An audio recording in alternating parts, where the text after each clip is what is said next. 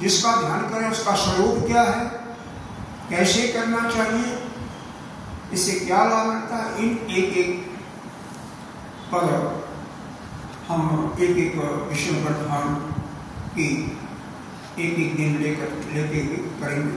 आज ध्यान क्या है और क्यों करना चाहिए, क्यों करना, इस पर हम विचार करते हैं, क्योंकि गोपियां ध्यान ही कर रही हैं और कुछ नहीं कर रही है। कभी समझ में आपको आएगा। यहाँ पर त्रिपुटी होती है, एक तो ध्यान करने वाला जिसको आप कह सकते हैं ध्यानी, दूसरा जिसका ध्यान करते हैं वह ध्येय वस्तु होगी, हम उसका ध्यान करें, तीसरा बीच में जो कड़ी है उसको ध्यान करते हैं। आप ध्यान बाह्य वस्तु पर भी कर सकते हैं, अंतरंग अंदर के वस्तु पर भी कर सकते हैं, पंच महाभूतों पर भी कर सकते हैं, लेकिन सबसे श्रेष्ठ तो यही है कि हम अपने प्रियतम आराध्य का ही ध्यान करें, उन्हीं का हर समय चिंतन, हर समय मनन और ध्यान करते हैं।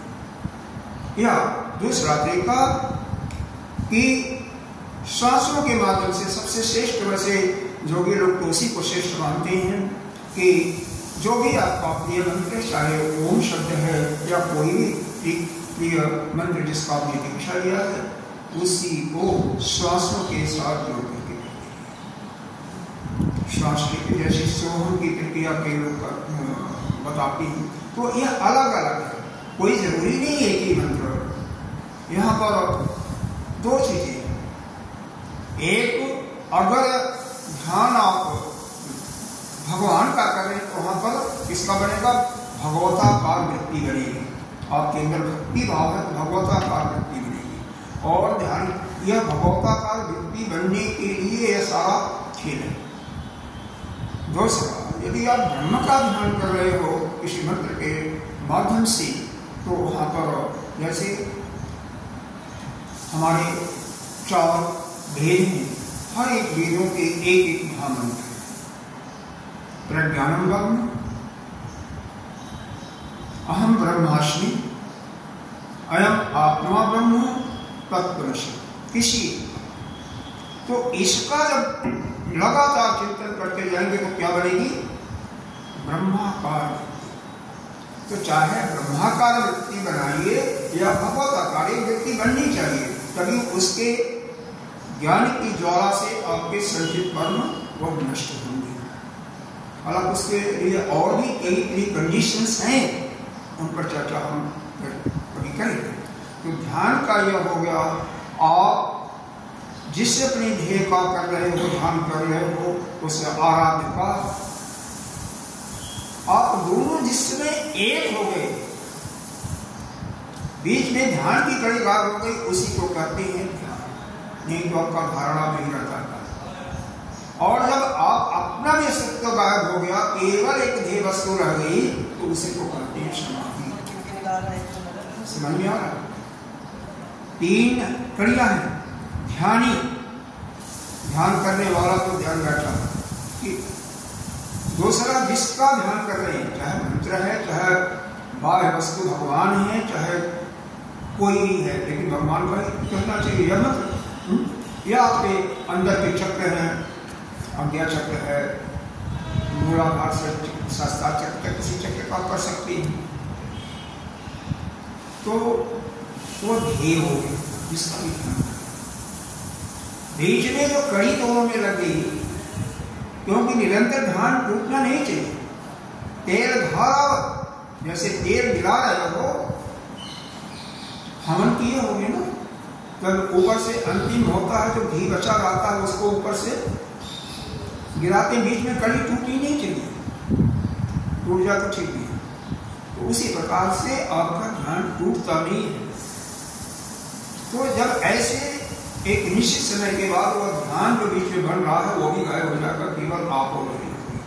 और भी उस पर समय को बढ़ाइएगा तो आपका अस्तित्व खत्म हो जाएगा, केवल वही ध्येय, वही वस्तु रहेगी, उसी को समाधि कहेंगे।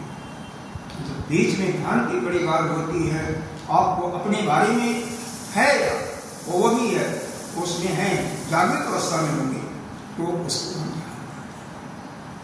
यह तो हो गया ध्यान की परिभाषा। ध्यान क्यों करें, इसके बारे में थोड़ा सा चर्चा कर लेते हैं, क्योंकि गोपियां वही करते हैं, ध्यान ही करते हैं। एक ही व्यक्ति का ध्यान करना चाहिए, जैसे भगवान का आराधना गोपियां कर रही हैं, उन्हीं के क्रियाकलापों के बारे में चिंतन कर रही हैं, अन्य कहीं ध्यान नहीं जा रहा, संसार में नहीं ध्यान जा रहा, अपने बच्चों में नहीं जा रहा, अपने पति में नहीं जा रहा है,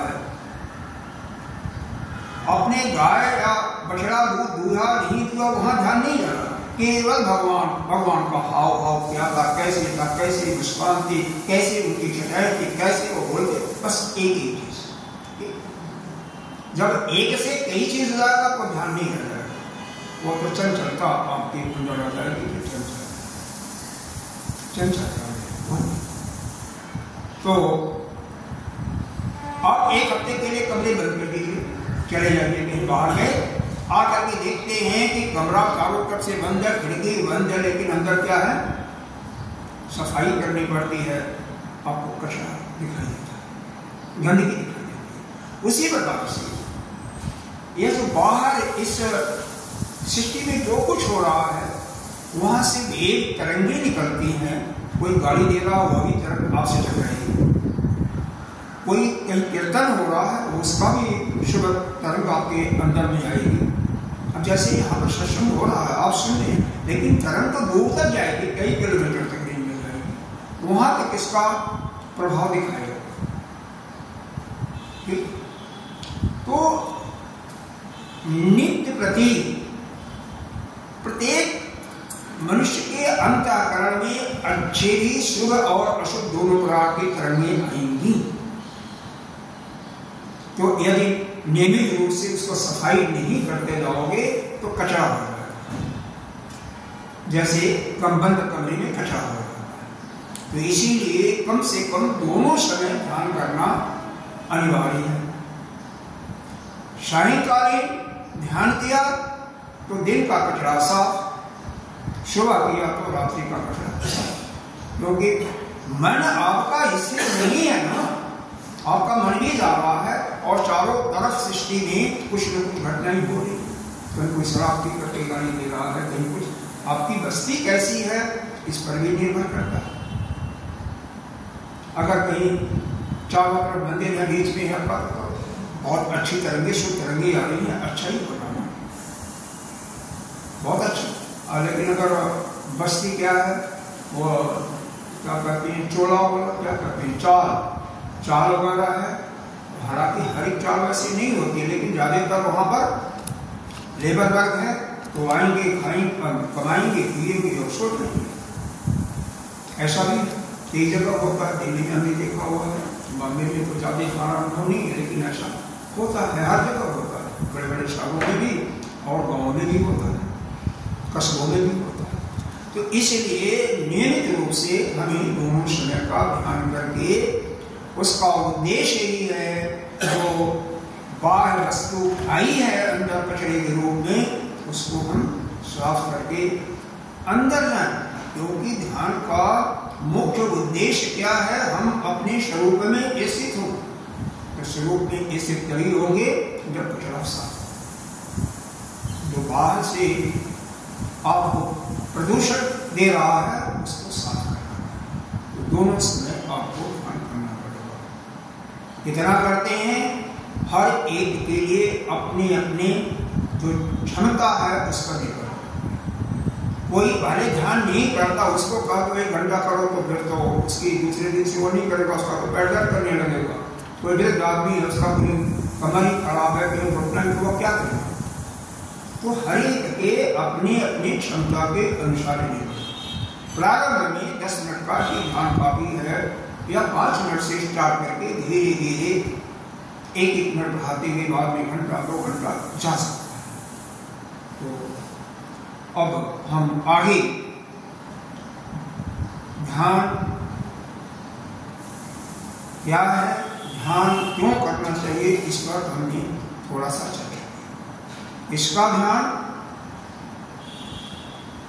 उनका जिसका ध्यान करते हो उसका स्वरूप क्या है, इससे लाभ क्या है, इस पर धीरे धीरे एक दिन करते जाएंगे, क्योंकि आगे हमें बढ़ना भी है, तो बढ़ते हुए करेंगे। अब आइए पढ़ते हैं।